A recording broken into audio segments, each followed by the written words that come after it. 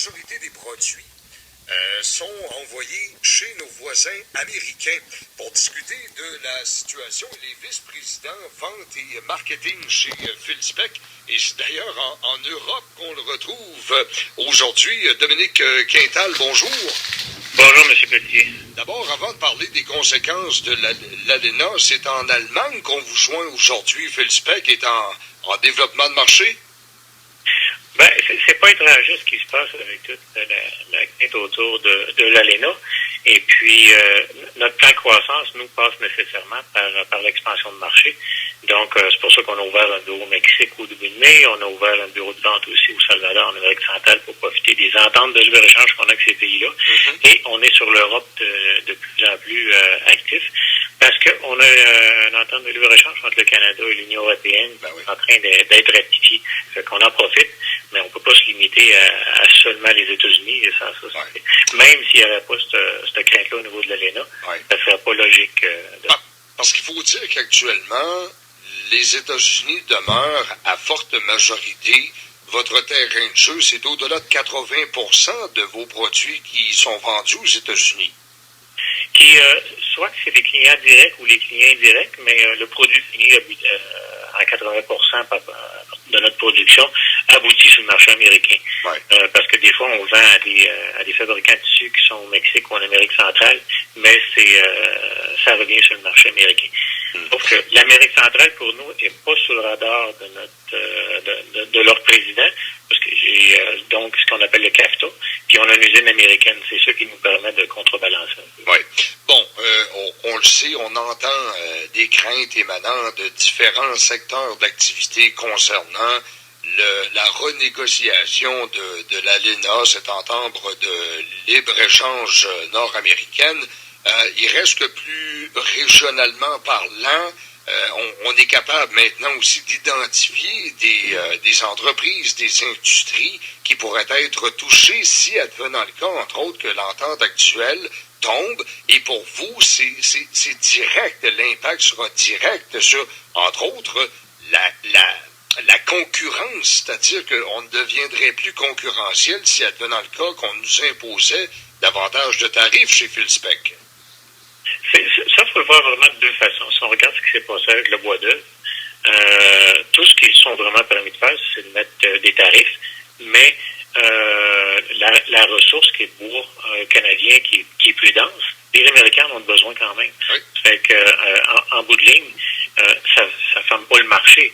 C'est pas une porte close, sauf que ça nous impose un peu plus là, d'imagination pour pouvoir être capable de ratifier des contrats et tout ça. Mais c'est la crainte autour de ça. Mais après 6 mois et plus de présidence de M. Trump, là, puis je me permets un commentaire politique, des ballons comme ça dans les airs, plein de menaces, il en a lancé plusieurs, puis à date, ça reste des ballons pleins de menaces. Là. Ouais. Donc, mais ça excite les gens, ça fait des bulletins de nouvelles. Mais en bout de ligne, le marché du textile, qui est le nôtre particulièrement, comme d'autres marchés, ne peut pas fermer la porte parce qu'ils vont, il y a des usines au complet qui vont arrêter, puis des magasins et tout ça, puis ça va carrément tout arrêter. Malgré tout, quand même, dans l'évolution, on l'a vu, la crise du textile, on l'a vécu de plein fouet chez nous. Les dernières aussi négociations, l'ALENA, on avait vu également les répercussions dans le bois d'œuvre, combien de séries ont fermé, entre autres au Québec. Il reste quand même que de rouvrir ce genre d'entente, il peut y avoir des conséquences directes chez nous, là. Absolument. Ça, c'est le changement, on peut le voir de deux façons, mais on le voit comme un changement, il peut aller avec l'incertitude, c'est vraiment ça le pire. Après ça, il faut s'ajuster. Mais je pense que tout le monde est en faveur d'un certain statu quo. L'entente est imparfaite. Mais avec tous les joueurs impliqués, d'avoir une entente qui plaît à tout le monde, qui est parfaite, je pense que c'est impossible. Puis toujours, quand tu marches avec une date butoir, ça va faire plaisir à tout le monde. Mais à ce moment-ci, je pense qu'il y a bien des gens qui aimeraient plus le statu quo que de se faire imposer un agenda qui n'a pas vraiment de logique. C'est ça les choses. En même temps, M. Quintal, on peut pas ignorer que dans une négociation, on en donne et on en reçoit. Est-ce que l'industrie du textile pourrait être aussi dans la case, malheureusement, on donne? Le Canada, pas particulièrement, parce qu'on est, puis ça sera peut-être plus sectorialisé un peu quand on regarde le bois, là, c'est vraiment la Colombie-Britannique qui est plus impactée que le reste du Canada. Dans le textile, celui qui fait plus de dommages aux Américains, qui est plus sur le radar, c'est vraiment le Mexique. Parce que eux, ils ramènent beaucoup de produits finis. Nous, on va ramener, puis parce qu'il y a vraiment plus beaucoup de fabricants de tissus ici au Canada. Et puis, on est de 2 ou 3 filatures là, seulement. Ça fait que je pense pas qu'ils font des nuits blanches parce que les fournisseurs de premier ordre sont pas comme. Sauf que des fois, pour survivre, nous, on n'a pas le choix, on fabrique pas de fil. On n'a pas de mouton, on n'a pas de coton, on n'a pas rien. Donc, tout ça, c'est de l'importation.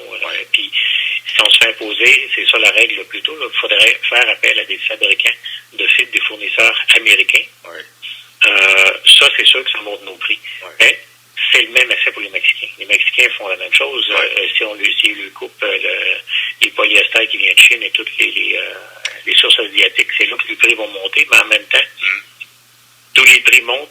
Et puis la chaîne de production américaine n'est pas là de fournir. Ils coupent toute la chaîne étrangère. Donc. Est-ce qu'au bout du compte, advenant là, un scénario, puis je veux pas être catastrophique, là, mais il reste quand même que, mettons que le ton dur américain persiste et on en vient à établir qu'exemple, il y a des droits à imposer au textile, il y a des mesures qui doivent être mises en place. Est-ce que Phil Speck serait pas tenté d'aller voir ailleurs qu'en Estrie, qu'au Québec? Ça, absolument pas. Ça, c'est pas ça qui va changer notre plan stratégique. En fait, notre plan stratégique, c'est de vraiment diminuer notre exposure, un peu notre fragilité par rapport au marché américain. C'est pour ça qu'on est actif. Je pense qu'on va être ici en tout là, cette année 5 fois sur l'Europe avec des solutions techniques et puis vraiment il y a un besoin ici particulier. On était en Colombie la semaine dernière et puis on y retourne encore. Ça va être la 3e fois. Aussi. Ça, c'est tous des pays qu'on a des ententes de libre-échange. Dans le fil technique, on n'a presque pas de compétition ou tout simplement pas de compétition. Donc, on est vraiment plus complémentaires. Puis, ce qui nous aide là, partout sur ces marchés-là. Puis, on dit pas qu'on n'est pas américain, mais on dit qu'on est canadien, mais la plupart des gens à qui on parle, les autres, ils font l'association qu'on n'est pas américain. Donc, ça les sécurise aussi. Ah oui. Fait que c'est ça, nous, notre plan B, là. C'est pas d'attendre, puis c'est tout ça, c'est qu'on prenne notre destinée en main. Et puis tout ça. Mais c'est sûr que s'il y a un impact majeur à court terme, il va falloir y voir. Mais on va absolument rester sur nos bases en Estrie. C'est notre plan stratégique, c'est notre engagement. Le savoir-faire est ici. Je dis ici, mais je suis en Europe, là, mais il est sur Sherbrooke. Puis on a déjà une usine aux États-Unis, à Roue-Latin. Mais c'est du produit déjà comme en 2e génération qu'on fait là-bas. C'est pour le marché de l'Amérique centrale. Un gros merci d'avoir pris le temps de nous parler.